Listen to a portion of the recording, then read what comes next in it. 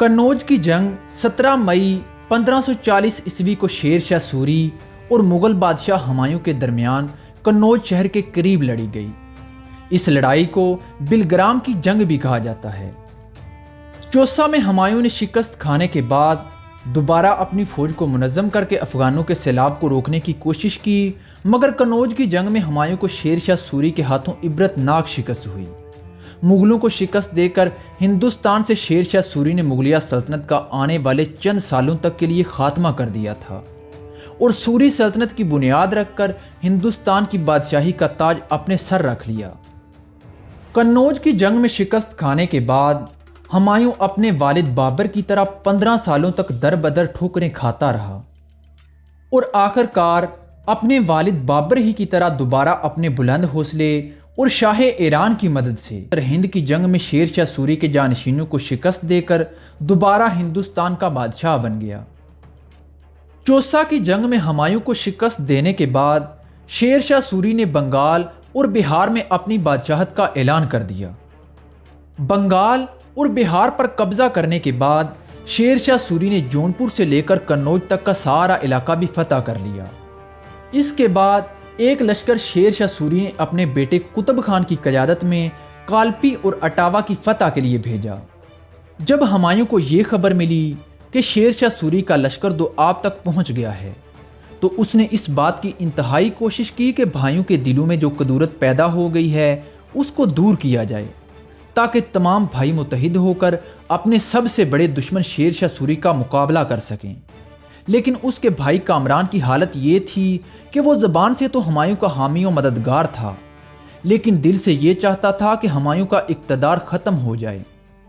चनाचे हुमायूं का भाई कामरान बीमारी का बहाना करके पंजाब की तरफ चला गया और अपने सारे लश्कर को भी साथ ले गया, जिसका नतीजा ये हुआ कि हुमायूं की फौजी हैसियत बेहद कमज़ोर हो गई। हुमायूं को कामरान के जाने से बड़ी मायूसी हुई, लेकिन उसने हिम्मत फिर भी नहीं हारी और 40,000 की फौज जमा कर ली। लेकिन इस 40,000 के लश्कर में ज़्यादातर आदमी तो ऐसे थे कि जिन्होंने सारी ज़िंदगी कभी मैदान जंग देखा ही नहीं था। हुमायूं को चूंकि काबुल और कंधार से बहादुर और तरतीब याफ्ता सिपाही नहीं मिल सकते थे, इसलिए वो इन गैर तरतीब याफ्ता सिपाहियों के साथ मैदान जंग में उतरने पर मजबूर हो गया। हुमायूं ने सबसे पहले अपने मुंतखब लश्कर को शेर शाह सूरी के बेटे कुतुब खान की सरकोबी के लिए भेजा, जिसने कालपी और अटावा में हंगामा बर्पा कर रखा था। कालपी और अटावा की लड़ाई में मुगलों ने शेर शाह सूरी के बेटे कुतुब खान को शिकस्त दी। इस फतह के बाद हुमायूं को यह लगने लगा कि अब वो शेर शाह सूरी को शिकस्त दे सकता है। 1540 ईस्वी तक हुमायूं शेर शाह सूरी के मुकाबले के लिए तमाम तैयारियां मुकम्मल कर चुका था। बड़ी बड़ी दुश्वारियों और मुश्किलात के बावजूद भी हुमायूं ने शेर शाह सूरी से कहीं ज़्यादा अजीमुशान लश्कर जमा कर लिया था। इसके तोप खाने की ताकत भी शेर शाह सूरी की निस्बत कहीं ज़्यादा थी। उसने तजर्बाकार अफसर मुकर्रर किए और तमाम इंतज़ामात करने के बाद कन्नौज की तरफ पेशकदमी शुरू कर दी, जहां पर शेर शाह सूरी पहले से ही अपने लश्कर के साथ मौजूद था। दूसरी तरफ शेर शाह सूरी भी बड़ा मोहतात था और वो किसी सूरत में भी जंग की इब्तिदा नहीं करना चाहता था।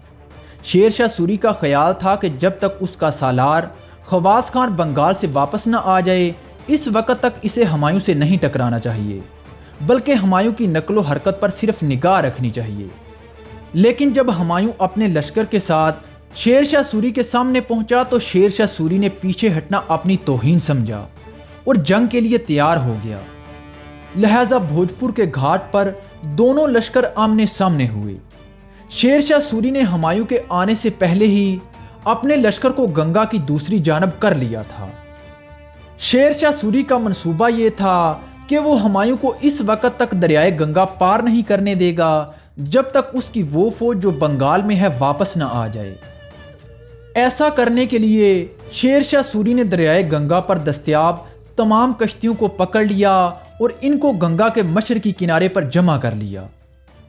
दरियाए गंगा में शेर शाह सूरी की कश्तियों का एक बेड़ा मतवातर दरिया में गश्त लगाता रहता और मगरबी किनारे पर मुकीम अफगान फौज से राब्ते में रहता। अब सूरत हाल ये थी कि दरियाए गंगा की एक जानब घाट पर हुमायूं अपने लश्कर के साथ मौजूद था, जबकि गंगा की दूसरी जानब इसी घाट पर शेर शाह सूरी अपने लश्कर के साथ पड़ाव किए हुए था। शेर शाह सूरी की ताकत का अंदाज़ा लगाने के लिए हुमायूं ने अपने लश्कर के एक हिस्से को रात की तारीकी में शेर शाह सूरी पर शब खून मारने का हुक्म दिया। हुमायूं के लश्कर का यह हिस्सा रात की तारीकी में ऊपर से जाकर दरियाए गंगा को अबूर कर गया। मुगलों ने रात की तारीकी में अफगानों पर शब खून मारा, लेकिन शेर शाह सूरी बड़ा ही मोहतात था। उसने इस शब खून को नाकाम बना दिया और बहुत सारे मुगल सिपाहियों को मौत के घाट उतार दिया। इस नाकाम हमले के बाद हुमायूं ने अपने मंसूबे को बदल दिया और अब इसके लश्कर पर शेर शाह सूरी का खौफ भी तारी था। लिहाजा हुमायूं ने अपनी फौज को कन्नौज की तरफ पेश कदमी करने का हुक्म दे दिया। दूसरी जानब जब शेर शाह सूरी ने देखा कि मुगल कन्नौज की तरफ आगे बढ़ रहे हैं, तो उसने भी अपने लश्कर को इनके साथ साथ दरियाए गंगा के दूसरे किनारे कन्नौज की तरफ पेश कदमी करने का हुक्म दे दिया। लिहाजा एक मर्तबा फिर कन्नौज के नज़दीक पहुंचकर दोनों फौजें एक दूसरे के आमने सामने आ गईं।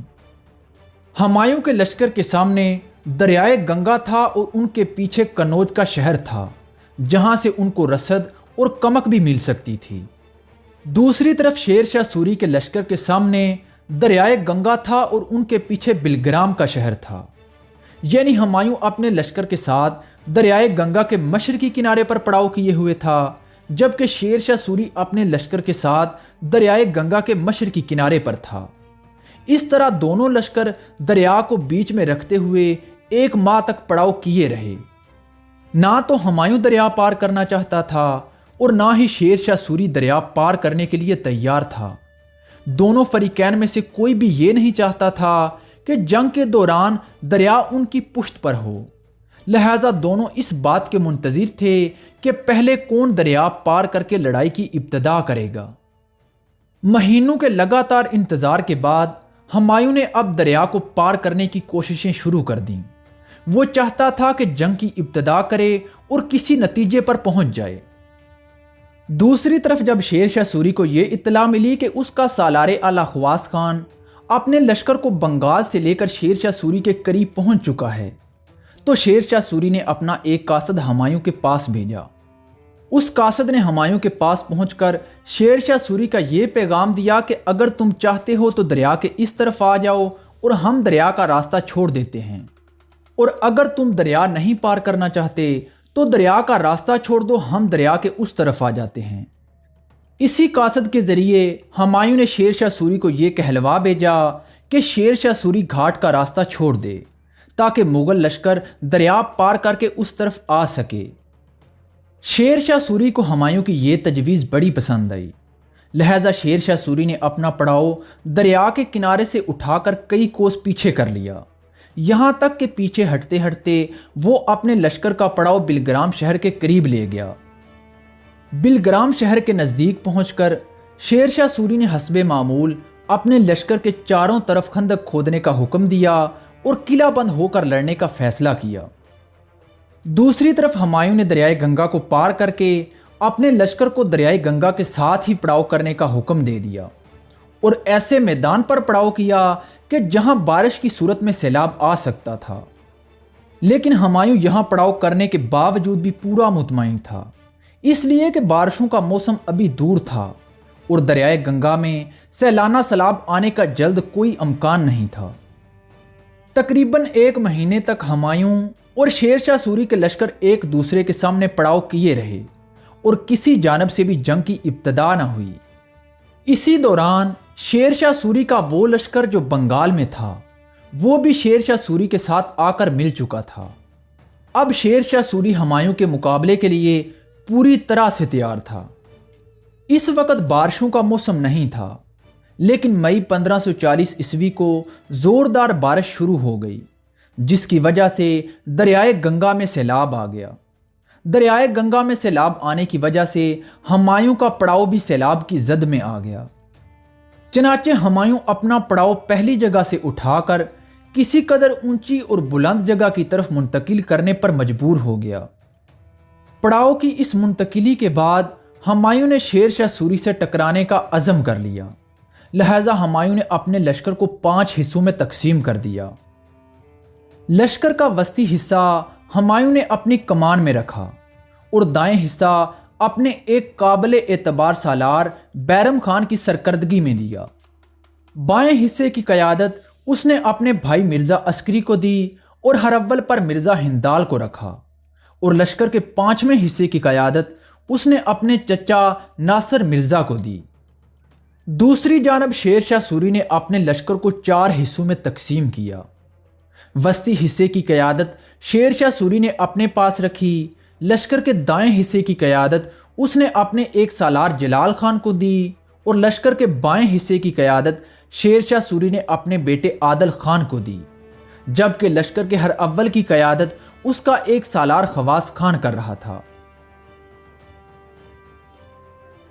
جنگ کی ابتدا مغلوں کی طرف سے ہوئی اور ہمایوں کے بھائی مرزا ہندال نے، جو ہر اول کی قیادت کر رہا تھا، شیر شاہ سوری کے لشکر کے دائیں حصے پر حملہ کر دیا۔